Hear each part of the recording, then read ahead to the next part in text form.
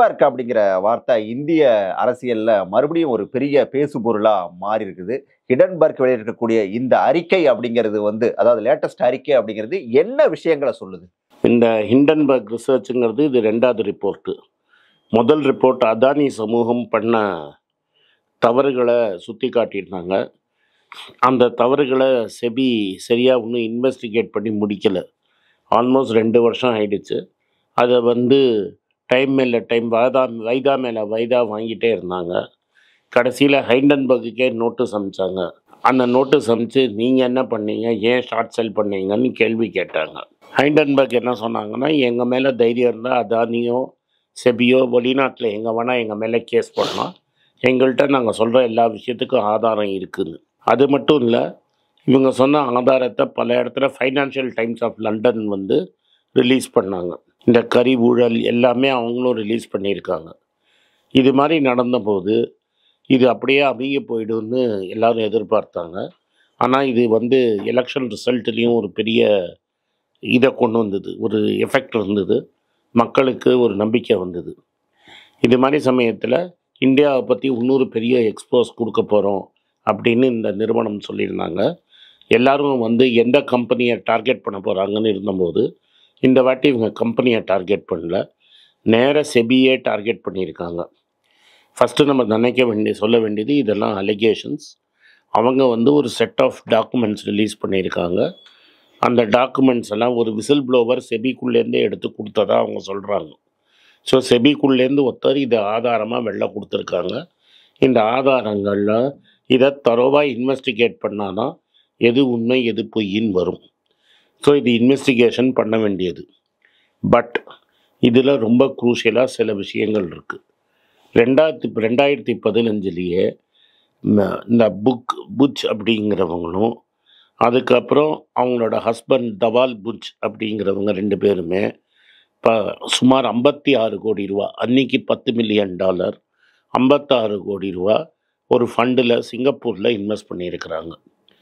இந்த யார் மூலமாக பண்ணியிருக்காங்கன்னா, இந்தியா இன்ஃபோ லைன் அப்படிங்கிற புரோக்கர் மூலமாக அவங்க ஸ்டார்ட் பண்ண ஃபண்டு மூலமாக பண்ணியிருக்காங்க. இவங்க என்ன சொல்கிறாங்க, நம்ம ஹிண்டன்பர்க் என்ன சொல்லுதுன்னா, இந்தியா இன்ஃபோ லைனுக்கும் வயர் கார்டுங்கிற கம்பெனி, ஒரு ஃப்ராடு கம்பெனிக்கும் தொடர்பு இருக்குது அப்படின்னு சொல்கிறாங்க. முதல்ல அந்த கம்பெனி மூலமாக இவங்க $10 மில்லியன் இன்வெஸ்ட் பண்ணுறாங்க ஒரு ஆஃப்ஷோர் ஃபண்டில். அந்த ஆஃப்ஷோர் ஃபண்டில் வினோத் அதானியும் பெரிய பங்கு வச்சுருக்கிறாரு. அதை வச்சு தான் அதானி ஷேர் ப்ரைஸை மேனிப்புலேட் பண்ணதா ஹிண்டன்பர்க் சொல்லுது. இதெல்லாம் ஹிண்டன்பர்க் சொல்லுது. 2015 அம்மையார் ஐசிஐசிஐ விட்டு வெளில அகோரா அட்வைசரின்னு ஒரு கம்பெனி சிங்கப்பூரில் ரெஜிஸ்டர் பண்ணுறாங்க.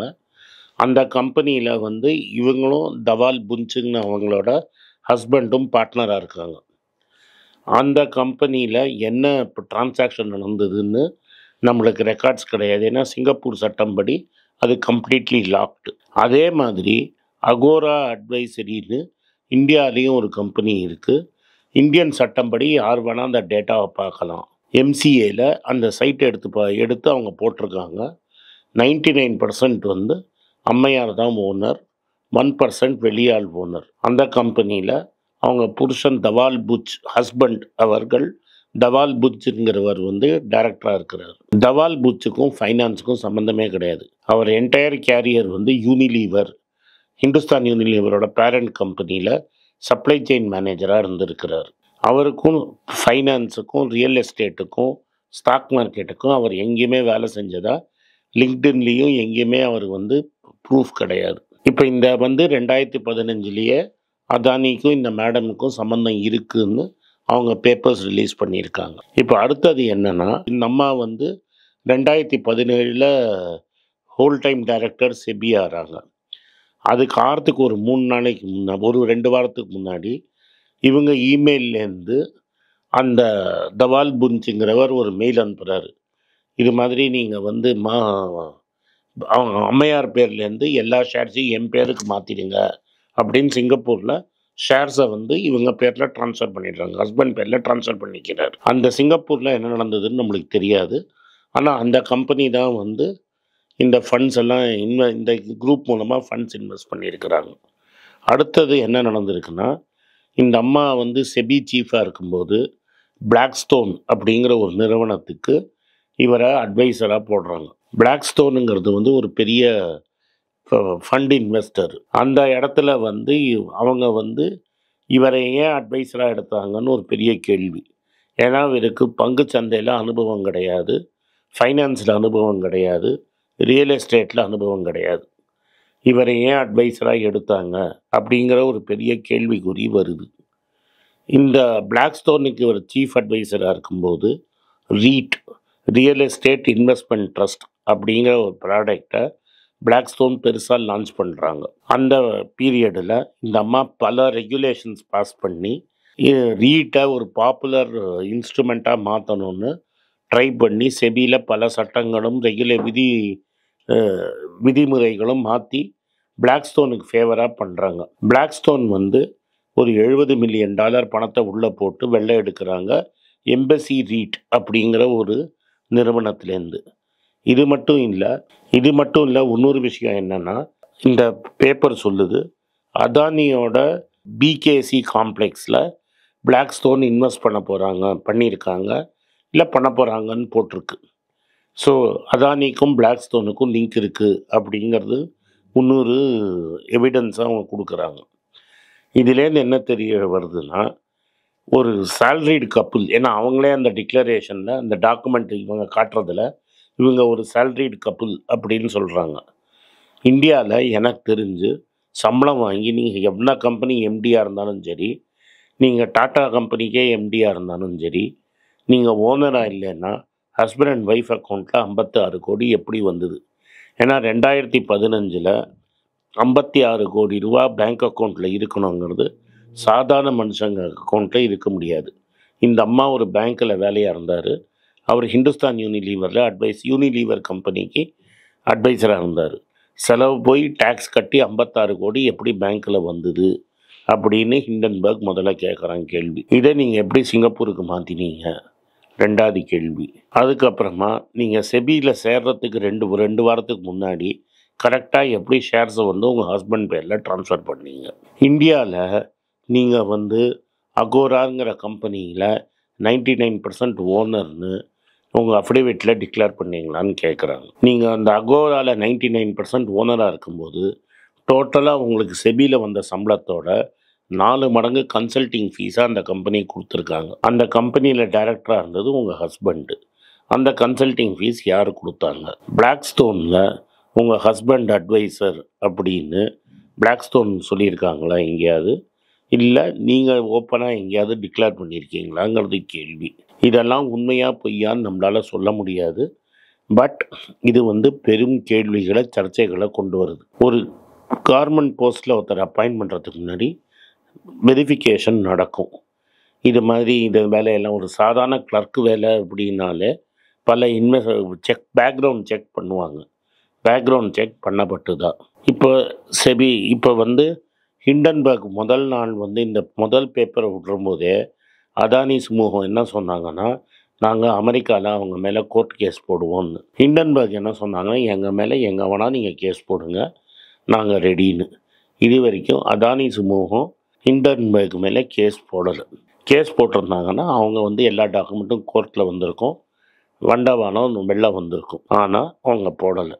சுப்ரீம் கோர்ட்டு ஒரு எக்ஸ்பர்ட் கமிட்டி போட்டு அதோட ஜட்ஜ்மெண்ட்டை ஜெயராம் ரமேஷ் பல இடத்துல கோட் பண்ணியிருக்கிறார். அதில் என்ன சொல்கிறாங்கன்னா, செபி இப்படி சொல்லி அப்படி சொல்லி இந்த மேட்டரை இன்வெஸ்டிகேட்டே பண்ணாமல் இருக்கிறாங்க. அட் தி மோஸ்ட் ஒரு சின்ன ஃபைன் போட்டு இதை முடிக்கணும்னு பார்க்குறாங்கன்னு சொல்கிறாங்க. எக்ஸ்பர்ட் கமிட்டியில் எல்லா இடத்துலையும் சொல்லப்பட்டிருக்கு. 2 வருஷமாக நீங்கள் அதானியை இன்வெஸ்டிகேஷன் முடிக்காமல் இருந்ததும் இப்போ இந்த வந்திருக்கிறது உண்மையாக தவறான்னு மக்களுக்கு தெரியும். இது உண்மைன்னு நாங்கள் யாருமே சொல்ல முடியாது. ஆனால் அவங்க டாக்குமெண்ட்டெல்லாம் கொடுத்துருக்காங்க.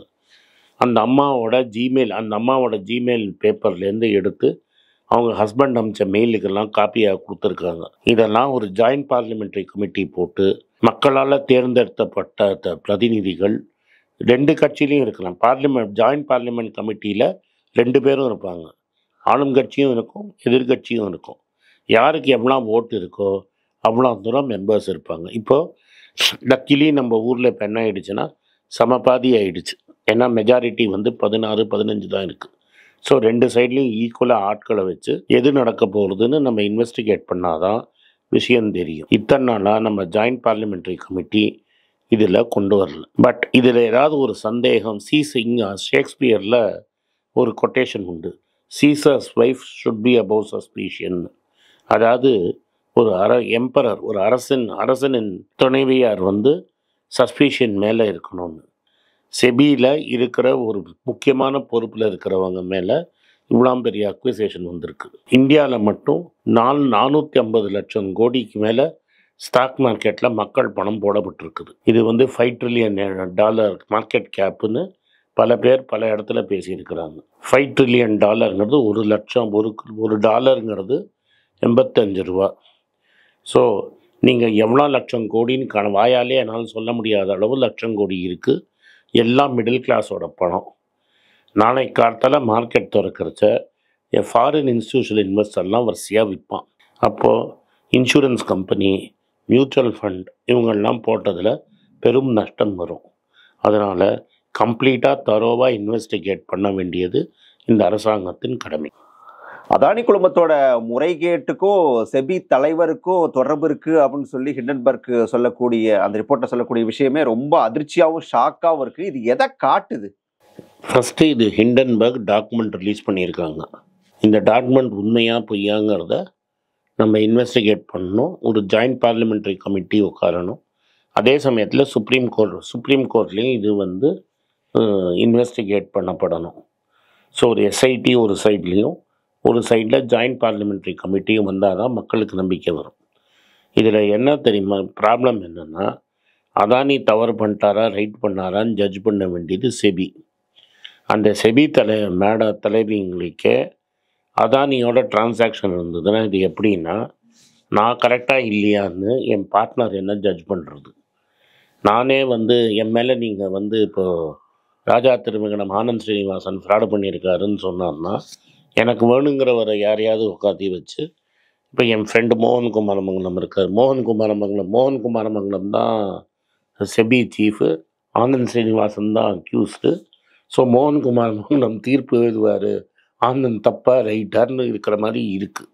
ஆனால் இதை வந்து கிளியராக வந்து செபி தான் வந்து செபியோட தலைவி புஞ்சுக்கும் அதானி சமூகங்களுக்கும் இந்தியா இன்ஃபோலைனுக்கும் என்ன லிங்க் இருக்குது, அந்த அகோரா அட்வைசரிக்கு யார் கன்சல்டிங் பணம் கொடுத்தாங்க, இதெல்லாம் கிளியராக வர வரைக்கும் நம்மளால் எதுவும் சொல்ல முடியாது.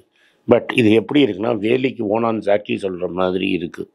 ஆனந்த் ஸ்ரீனிவாசன் தவறு பண்ணாரா இல்லையான்னு கேள்வி கேட்டால் மோகன் குமாரமங்கலம் தான் தீர்ப்பு சொல்லுவார்னா அந்த தீர்ப்பு எப்படி இருக்கும்னு எல்லாருக்குமே தெரியும். அது மாதிரி இருக்குது. இப்போ நீங்களும் சொல்கிறது, காங்கிரஸும் சொல்கிறது, இந்த ஹிண்டன்பர்க்கோட அறிக்கை மேலே ஒரு முறையான விசாரணை நடத்தணும் அப்படிங்கிறது தான். ஆனால் முறையான விசாரணை அப்படிங்கிறது நடக்குமா?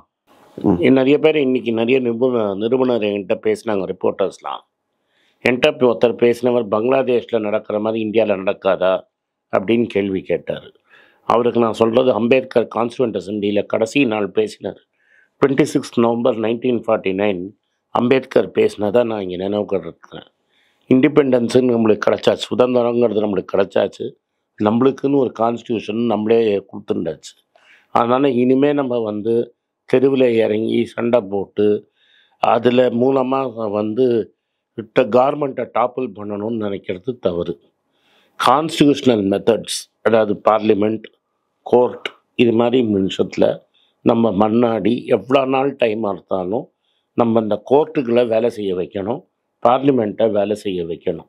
அது எவ்வளோ தூரம் நம்மளுக்கு ஃப்ரஸ்ட்ரேட்டிங்காக இருந்தாலும் ஒரு ஜனநாயகத்தில் இன்ஸ்டியூஷனுங்கிறது ரொம்ப முக்கியம். பார்லிமெண்ட்டில் ரிப்பீட்டடாக காங்கிரஸ் கேள்வி கேட்கும், மக்கள் முன்னாடி வந்து மக்கள்கிட்ட தெருவில் கேள்வி கேட்கும். மக்கள்கிட்ட தெருவில் கேள்வி கேட்கும்போது பார்லிமெண்ட்டில் ப்ரெஷர் பில்ட் ஆகும். பார்லிமெண்ட்டில் ப்ரெஷர் பில்ட் ஆகிச்ச டெஃபினட்டாக நியாயம் வரும். அதனால் பங்களாதேஷ் மாதிரி ரெவல்யூஷன் வருங்கிறது தவறு, வைலன்ஸே இருக்கக்கூடாது. ஆனால் மக்கள் மத்தியில் எல்லாரும் இதை பற்றி ஓப்பனாக பேசணும், டிபேட் பண்ணணும். செபி ரைட்டாக தப்பாங்கிறத நம்ம எவிடன்ஸ் வச்சு பேசணுமே தவிர, ஹிண்டன்பர்க் சொல்லிட்டான் இல்லாட்டா செபி மேடம் நான் ஒன்றுமே பண்ணலை அப்படின்னு சொல்கிறத வச்சு முடிவு பண்ண முடியாது. முடிவுங்கிறது வந்து ஒரு தரோ இன்வெஸ்டிகேஷன் வச்சு டாக்குமெண்ட்ரி எவிடன்ஸ் வச்சு தான் பேசணும். இந்த பணம் எல்லாமே கருப்பு பணம் கிடையாது. இதெல்லாம் டாக்குமெண்ட்ரியாக பேங்க்லேருந்து பேங்க்குக்கு மாறி இருக்கு. ஒரு நியாயமான இம்பார்ஷியல் எவிடன்ஸ் சர்ச் இருந்ததுன்னா யார் தவறு யார் ரைட்டுங்கிறது பால் வேற தண்ணி வேறையாக வெளில வந்துடும். அதனால் மக்கள் ப்ரெஷர் போடணும். பார்லிமெண்ட்டில் இது இன்வெஸ்டிகேட் பண்ணி ஆகணும். கோர்ட்டில் இது இன்வெஸ்டிகேட் ஆகணும். என்ன தான் ஃப்ரஸ்ட்ரேஷன் இருந்தாலும் நம்ம கான்ஸ்டியூஷனல் மெத்தட்ஸை யூஸ் பண்ணி தான் பண்ணணும். வன்முறை பண்ணுறது தவறு. இந்த ஹிடன்பர்க்கோட அறிக்கை பங்கு சந்தையில என்ன மாதிரியான தாக்கத்தை உண்டாக்கும் அப்படிங்கிறது ஒண்ணு. ரெண்டாவது, இந்த சமயத்துல வச்சிருக்கிற பங்குகளை விற்கிறது நல்லதா இல்லது புதுசா இந்த நேரத்துல வாங்குறது நல்லதா? நாளைக்கு என்ன நடக்கும்னா, வெளிநாட்டு முதலீட்டாளர்கள் எஃப்ஐஐஸ் நாளைக்கு பயங்கரமாக விற்பாங்க. ஏன்னா மார்க்கெட் ரெகுலேட்டர், அதாவது யார் அம்பையரோ அந்த அம்பையரே கேள்வி கேட்டுட்டாங்க. அதனால் நாளைக்கு பயங்கரமாக வெளிநாட்டு ஆளுங்க விற்பாங்க, ஹெவியாக விற்பாங்க. நம்ம டொமஸ்டிக் இன்ஸ்டிடியூஷனல் இன்வெஸ்டர்ஸ், அதாவது LIC, government insurance companies, private insurance companies, private mutual funds எவ்வளோ வாங்க போகிறாங்கங்கிறது கேள்வி இருக்குது. அவங்க மார்க்கெட்டை தடுத்து நிறுத்த பார்ப்பாங்க. இது இவங்க ரெண்டு பேருக்கும் நடக்கிற ஒரு இழுபறி இருக்கும். மார்க்கெட் ஓப்பனிங்கில் விழுந்த உடனே இவங்க வாங்க ட்ரை பண்ணுவாங்க. பட் இது ஒரு நாளில் முடியாது. இது பல நாள் விஷயம் நடக்கும். இந்த ப்ராப்பர் இன்வெஸ்டிகேஷன் நடந்ததுன்னா யாரெல்லாம் இன்வால்வ்டு, யாருக்கெல்லாம் பணம் கிடச்சிருக்குது, இல்லை இது கம்ப்ளீட்லி பொய்யா அப்படிங்கிறது வெளில வரும். அதனால் ஷார்ட் டேர்மில் நிறைய வொலட்டாலிட்டி இருக்கும். மார்க்கெட் மேலேயும் போகும், கீழேயும் இறங்கும். என்னோட ஐடியா நாளைக்கு மார்க்கெட் இதை இறங்கும். உங்கள் பங்குகளை விற்கணுமா வாங்கணுமா நான் சொல்கிறது கரெக்டாக இருக்காது. ஒரு செபி ரெஜிஸ்டர்ட் அட்வைசர், உங்களுக்குன்னு ஒரு அட்வைசர் இருப்பார். அவர்கிட்ட நீங்கள் கேட்டு எந்த பங்கை வச்சுக்கணும் எதை விற்கணும்னு நீங்கள் பார்க்கணும். என்னோடய தனிப்பட்ட அனுபவம் என்னென்னா, இது மாதிரி ஒரு கிரேவ் வொலட்டாலிட்டியும் போது நீங்கள் சும்மா இருப்பதே மேல். தட் இஸ், இருக்கிற பந்து ஆல்ரெடி வாங்கியாச்சு. இது சடனாக நடந்த ஒரு டெவலப்மெண்ட்டு. இது மாதிரி ஒரு டெவலப்மெண்ட் வரும்னு யாரும் எதிர்பார்த்துருக்க மாட்டீங்க. அதனால் இன்றைக்கி நாளைக்கு நீங்கள் விற்காதீங்கிறது என்னோடய கருத்து. ஒரு 5 வருஷம் கழித்து இந்த இன்சிடெண்ட் போயிருக்கோம். திரும்பி இந்தியா க்ரோ ஆகும், பிஸ்னஸ் நார்மல் ஆகும். இது தனிப்பட்ட கம்பெனியை பற்றி எனக்கு தெரியாது. ஆனால் இது மார்க்கெட் ஆஸ் அ ஹோல் இந்த ஷாக்லேருந்து மீறி, ஹர்ஷத் மேத்தாட்டேன்னு மீறி வந்தோம், கேத்தன் பரேக் ஸ்கேம்லேருந்து மீறி வந்தோம், 2008லேருந்து மீறி வந்தோம், இதுலேருந்து மீறி வருவோம். ஆனால் வலி அடுத்த 3-4 வருஷத்துக்கு டெஃபினட்டாக இருக்கும். ஹிடன்பர்க் ஏற்கனவே வெளியிட்ட அறிக்கை அப்படிங்கிறது கடந்த பார்லிமெண்ட் எலெக்ஷன் அப்பவும் பெரிய அளவில் எதிர்க்கட்சிகள் பேசு பொருளாக முன் வச்சாங்க, பிரச்சாரங்கள் எல்லாமே கூட. ஆனால் அது எந்த அளவுக்கு தாக்கத்தை ஏற்படுச்சு அப்படின்னு சொன்னால் அது ஒரு மிகப்பெரிய கேள்வியாக தான் இந்த நேரத்தில் இருக்குது. இப்போ வெளியிட்டிருக்கிற அறிக்கை அப்படிங்கிறது இந்திய அரசியலில் என்ன மாதிரியான தாக்கத்தை உண்டாக்கும்? இந்தியாவில் இப்போ அரசியல் அடுத்த 3 மாதத்துக்குள்ளே மகாராஷ்டிரா, ஹரியானா, ஜார்க்கண்டில் எலெக்ஷன் வரப்போகுது. இது மகாராஷ்டிராவில் டெஃபினட்டாக டைரெக்டாக பெரிய தாக்கம் கொண்டு வரும். ஏன்னா மகாராஷ்டிராவில், பாம்பேயில், தாராவி அப்படின்னு லோவர் மிடில் கிளாஸ் பீப்புளும் ஏழைங்களும் இருக்கிற ஒரு பெரிய ஏரியாவை ரீடெவலப்மெண்ட்டுக்கு ஒரு கான்ட்ராக்ட் கொடுக்கப்பட்டது. அந்த கான்ட்ராக்டை மகாராஷ்டிராவில் இப்போ இருக்கிற கவர்மெண்ட் அதானி சமூகத்துக்கு கொடுத்துருக்குறாங்க. இது ரியல் எஸ்டேட் சம்மந்தப்பட்ட கான்ட்ராக்ட். இந்த ஹைடன்பர்க் ரிசர்ச்சில் உண்மையாக இருந்தால், நம்மளுக்கு உண்மையாக இல்லையான்னு தெரியாது, உண்மையாக இருந்தால் பிளாக்ஸ்டோன் நிறுவனத்துக்கு மேடமோட ஹஸ்பண்ட் தவால் புஞ்சுங்கிறவர் பெரிய அட்வைசராக இருந்திருக்கிறாரு. பிளாக்ஸ்டோனுக்கும் அதானிக்கும் இந்த தாராவியில் ஏதாவது டிரான்சாக்ஷன் இருக்கா, இந்த பாந்திரா குர்லா காம்ப்ளெக்ஸில் அதானி பில்டிங்கை பிளாக்ஸ்டோன் இன்வெஸ்ட் பண்ண போகிறதா ஒரு பேச்சுவார்த்தை இருக்குது, அதில் ஏதாவது ஒரு சம்பந்தம் இருக்காங்கிறது புகையும். இந்த எலெக்ஷன் 3 மாதத்துக்குள்ளே வரும். 3 மாதத்துக்குள்ளே இந்த எலெக்ஷன் வர்றதுனால டெஃபினட்டாக இந்த தாராவி ஏரியா மகாராஷ்டிராவில் இந்த இதுக்கு அரசியலில் ஒரு பெரிய திருப்பம் வரும். மகாராஷ்டிராவில் ஆளும் கட்சி தோத்துதுன்னா, ஏன்னா ஆல்ரெடி குதிரை பேரம் பண்ணி தான் அவங்க அரசியலுக்கு ஜெயித்தாங்க. இந்த வாட்டி ஷரத் பவார் கட்சியும் உத்தவ் டாக்கரே கட்சியும் தோக்கடித்தாங்க. கட்சி குதிரை பேரம் பண்ணி கட்சியை உடைச்சி தான் தோக்கடிச்சாங்க. ஆனால் நீங்கள் அதே பார்த்தீங்கன்னா அந்த லோக்சபா எலெக்ஷனில் ஷிண்டே கட்சி, அஜித் பவாரோட கட்சி, அதே மட்டும் பிஜேபி படும் தோல்வியை எதிர்கொண்டாங்க அந்த ஏரியாவில். அதனால் மகாராஷ்டிராவோட அசெம்பிளி எலெக்ஷனில் இது பெரிய தாக்கத்தை கொண்டு வரும். மகாராஷ்டிரா ஏன் இம்பார்ட்டண்ட்னா, இந்தியாவிலேயே மேக்ஸிமம் ரெவென்யூ ஜெனரேஷன் ஸ்டேட்டுங்கிறது மகாராஷ்டிராவில் இருக்குது. அண்டு தாராவியோட ரீடெவலப்மெண்ட்டுங்கிறது இதனால் டெஃபினட்டாக அஃபெக்ட் ஆகும். உங்களுக்கெல்லாம் தெரியும், ரீசெண்டாக மீடியாவில் பார்த்துருப்பீங்க, ஏன்னா தமிழ்நாடு காங்கிரஸ் கமிட்டி ஊடக பிரிவு தலைவராக அப்பாயிண்ட் பண்ணியிருக்காங்க. ஸோ பொலிட்டிக்கலாக என்னோடய வியூஸ் என்ன அப்படின்னு நீங்கள் ட்விட்டரில் ஃபாலோ பண்ணணும்னு நினச்சிங்க, @AnandS 1967 என்னை ஃபாலோ பண்ணுங்கள். என்னோட real original ID, Twitter ID for politics அதுதான். ஸோ பாலிட்டிக்ஸ் சம்மந்தப்பட்ட என்னோட எல்லா ஒப்பீனியன்ஸ், வியூஸ் எல்லாமே அதில் வரும். அதில் ஃபாலோ பண்ணுங்கள். நன்றி, வணக்கம்.